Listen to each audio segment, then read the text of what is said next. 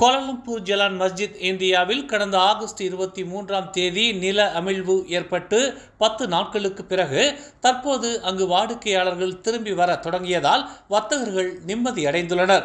இருப்பினும் அவர்கள் தங்கள் வருத்தத்தை பதிவு செய்துள்ளனர். மக்கள் நடமாட்டம் அதிகரித்து வரும் நிலையில் குறிப்பாக சம்பவ இடத்திற்கு அருகில் மக்கள் எச்சரிக்கையாக இருப்பதையும் உணர முடிந்தது. பெரும் சோகத்தில் அங்குள்ள வியாபாரிகள் இருந்ததாக பலர் தெரிவித்துள்ளனர்.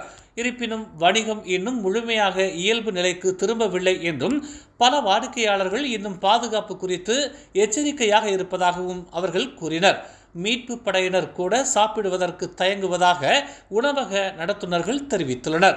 இதனால் விற்பனை கடுமையாக சரிந்துள்ளது என்றும் ஊழியர்களின் ஊதியம் மற்றும் மூலதனத்தை மீட்டெடுப்பது சவாலாக இருப்பதாகவும் அவர்கள் குறிப்பிட்டுள்ளனர். இந்த சம்பவத்திற்கு முன்பு தங்களுக்கு பல வாடிக்கையாளர்கள் இருந்தனர். ஆனால் இப்போது அருகில் உள்ள அலுவலக ஊழியர்கள் கூட தயங்குகிறார்கள் என்று அவர்கள் தெரிவித்தனர். 2 தொழிலதிபர்களிடமிருந்து 45,000 வெள்ளி பணத்தை மிரட்டி பறித்த குற்றத்திற்காக ஸ்ரீஅலாம் போலீஸ் தலைமையகத்தில் ஒரு அதிகாரி மற்றும் 3 போலீசார் கடந்த வாரம் கைது செய்யப்பட்டனர். குற்றவியல் சட்டத்தின் 384வது பிரிவின் கீழ் 4 பேரும் விசாரிக்கப்பட்டு வருவதாக ஜொகூர் காவல்துறை தலைவர் எம். குமார் தெரிவித்தார். இது தொடர்பாக விசாரணை நடைபெற்று வருவதாகவும் 4வரும் குற்றவாளிகள் என்று நிரூபிக்கப்பட்டால் உறுதியான நடவடிக்கை எடுக்கப்படும் என்றும் அவர் கூறினார். ஆதாரங்கள் சேகரிக்கப்பட்டு வருவதாக குறிப்பிட்ட அவர் விசாரணை முடிவுற்றதும் அரசு வழக்கறிஞர் அலுவலகத்திற்கு அனுப்பப்படும் என்று காவல்துறை தலைமையகத்தில் நடந்த செய்தியாளர்கள் கூட்டத்தில் தெரிவித்தார். கோலாலம்பூர் ஜலான் மஸ்ஜித் இந்தியாவில் நில அமிழ்வில் பலியான 48 வயது விஜயலட்சுமியின் குடும்பத்தினர் தங்கள் நாடு திரும்பியதை காவல்துறை உறுதிப்படுத்தியது. விஜயலட்சுமியின் கணவரும் மகனும் கோலாலம்பூர் சர்வதேச விமான நிலையத்திலிருந்து நேற்று இந்தியா கிளம்பியதாக டாங்வாங்கி மாவட்ட காவல்துறை தலைவர் உதவி ஆணையர் ஏசிபி ஸ்லைஸ்மி அஃபண்டி சுலைமான் தெரிவித்துள்ளார். முன்னதாக குடிநுழைவுத்துறை பாதிக்கப்பட்டவரின் குடும்பத்தின் 4 உறுப்பினர்களான கணவர், மகன் மற்றும் 2 உறவினர்களின் விசாவை நீட்டித்ததாக பெர்னாமா தெரிவித்துள்ளது. அதே நேரத்தில் கோலாலம்பூர் நகராண்மை கழகமும் தேடுதல் நடவடிக்கையின் போது பாதிக்கப்பட்ட குடும்பத்தின் தேவைகளுக்கு உதவியது.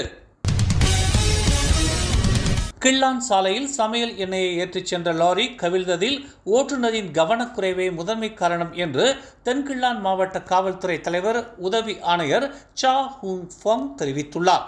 நேற்று மாலை 3 மணி அளவில் ஷாலாமிலிருந்து வெஸ்ட் போர்ட்டை நோக்கி செல்லும் சாலையில் இந்த விபத்து ஏற்பட்டதாகவும் லாரியில் உள்ள எண்ணெய் பீப்பாய் மற்றொரு வாகனத்தை சேதப்படுத்தியதில் வாகன ஓட்டிக்கு காயம் ஏற்படவில்லை என்றாலும் லாரி ஓட்டுநரும் அவரின் உதவியாளரும் சிறிய காயங்களுக்கு உள்ளானதாக சா ஹூங் ஃபோங் விளக்கமளித்துள்ளார்.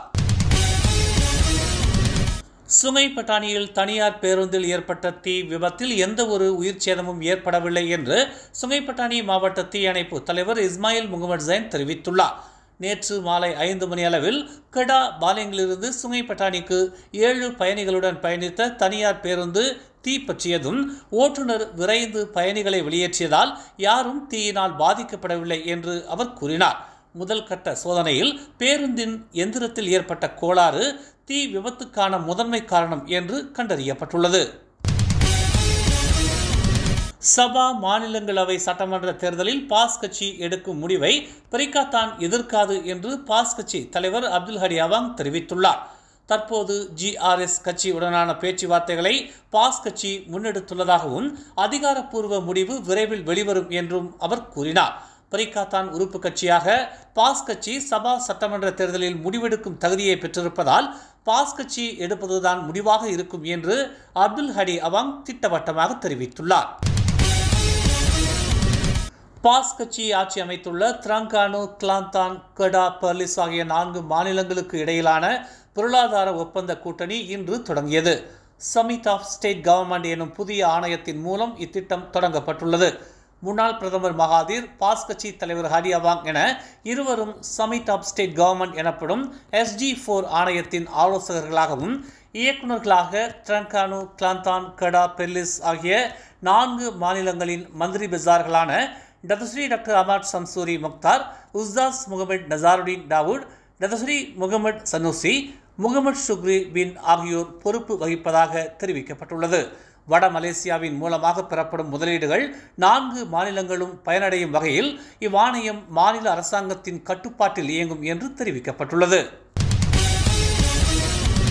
பினாங்கு மாநிலத்தால் தங்களுக்கு ஓராண்டுக்கு 50 மில்லியன் ரிங்கிட் வரையில் இழப்பு ஏற்படுவதாக கெடா மந்திரி பசார் டதஸ்ரீ முகமது சனூசி முகமது நூர் தெரிவித்துள்ளார்.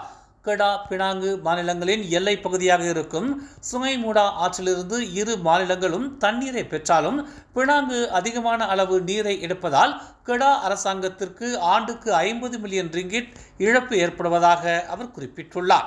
இதனால் பினாங்கு மாநில அரசுக்கு எதிராக நீதிமன்ற வழக்கு தொடுக்கவிருப்பதாக கெடா அரசு முடிவு செய்துள்ளது என்று டதஸ்ரீ முகமது சனூசி முகமது நூர் தெரிவித்துள்ளார். மேலும் செய்திகளை தெரிந்து கொள்ள தமிழ் மலர் நாளிதழை பாருங்கள். எங்களோடு இணைந்திருக்க மலர் டிவியை பதிவு செய்து கொள்ளுங்கள். உறவுகள் மகிழ்ந்திட விருப்பம் மற்றும் பகிர்வு சேவையை சொடுக்கிடுங்கள்.